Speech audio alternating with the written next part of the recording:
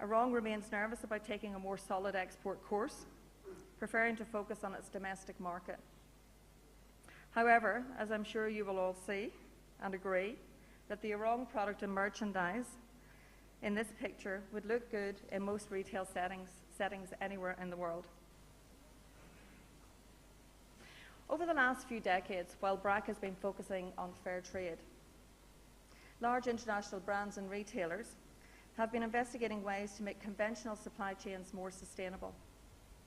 Some cite the reasoning for these retailers to improve as more to do with reputational risk than betterment for people and planet. The reality is, for many retailers, the benefits of embarking on this journey are clear. Cutting out the middleman increases efficiencies and the knowledge of the whole supply chain and builds a more robust business. International retailers who are progressing in sustainability are flexing their innovation muscles in better farming practices of commodities, and I think that speaks to your point, Rob. For example, in cotton, Marks and Spencers in the UK are committed to fair trade certified cotton. C&A in Europe are committed to organic cotton, and Walmart in the United States are committed to transition cotton. Apart from these, there are many other cotton initiatives around the world set to improve farming practices. But without a more sophisticated commodities market to differentiate them, these improvements go relatively unrewarded. While fair trade and organic sustainable labelling systems are good at building consumer awareness and creating new market pathways, this market in cotton, for instance, only represents a few percent of global supply. It doesn't address the more than 98% that is doing untold social and environmental damage. A straightforward system is needed, which measures and drives inclusion and improvement in corporate, retail, and government procurement, looking at the long-term vision to grow marketplace ethics. While this could perhaps be achieved by a system endorsed by individual governments or through legislative structures, there is one glaringly obvious thing that's missing: a global living wage standard for each country in this world today, which would be overseen by a global, independent, respected, and credible body. We've been talking about the concept of a living wage for many, many years. But without a firm dollar value, it continues to largely remain an elusive concept. I believe that a globally recognized system to calculate a living wage that's adopted voluntarily, at least at first, has the potential to drive more ethical trade in both fair and conventional supply chains to a level that today I believe we could only dream of. I was chatting to Frederick the other night, and he handily suggested perhaps the ILO might be the people for this job. Anyway, perhaps we can have a chat about that later. In conclusion, I have immersed myself in conventional trade for many years with global brands and retailers, and then with BRAC Arong in fair trade, again for a number of years. I have emerged convinced that these two trading systems have so much to learn from each other to move ethical trade forward. We need to acknowledge the groundbreaking work that fair trade labelling has done with major brands and retailers like Marks and Spencers and Cadbury's in establishing the fair trade mainstream market pathways. However, the fair trade movement, as we all know, is not only about certified commodities, but also about supporting non-certified handicraft products and producers like BRAC Arong. We should be mindful that the word handicraft is inclined to conjure up visions of hippie chic to international buyers and create pigeonholing barriers.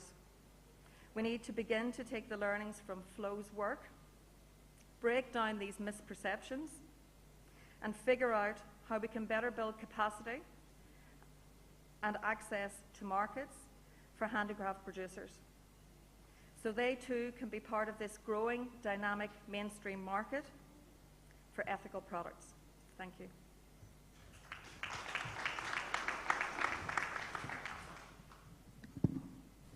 Thanks, Paula. That covered some excellent ground. So we started off by being inspired by the likes of Brax and the fact that there are retailers entering this, but then the reality check of only 98% of cotton, and then a challenge to all of us about the idea of a living wage. So great to then have Nigel's view about how a private sector-led engagement through standards such as Global Gap can actually address some of these challenges.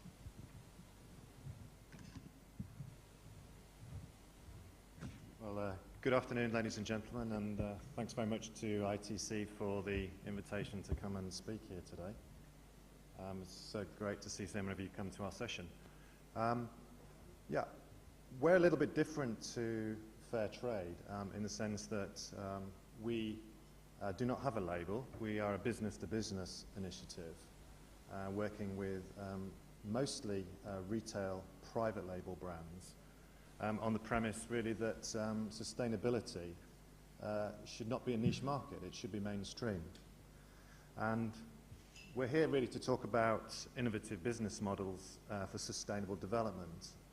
And I'm going to talk just a little bit about one example, which is in Kenyan horticulture, where the establishment of good agricultural practices has helped the development of that industry.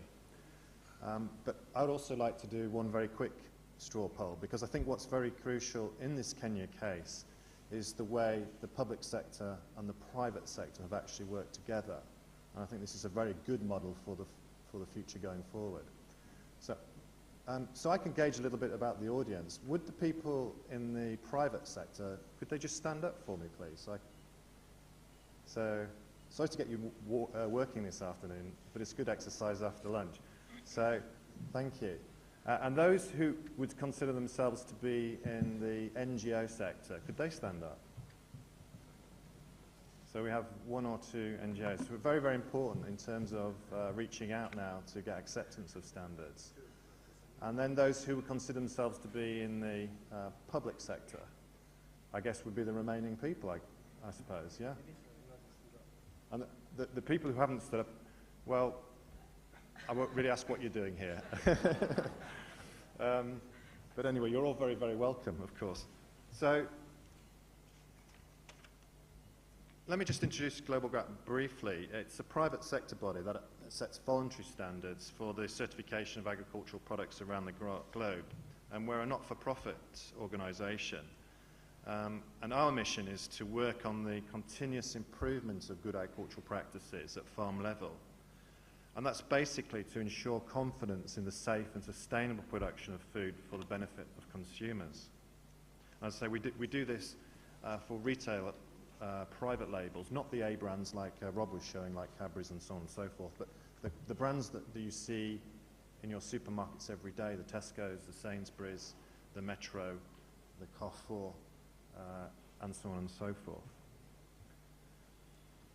So principally, in our certification system, we have a few guiding principles which are key really, and that's to have open access for producers anywhere.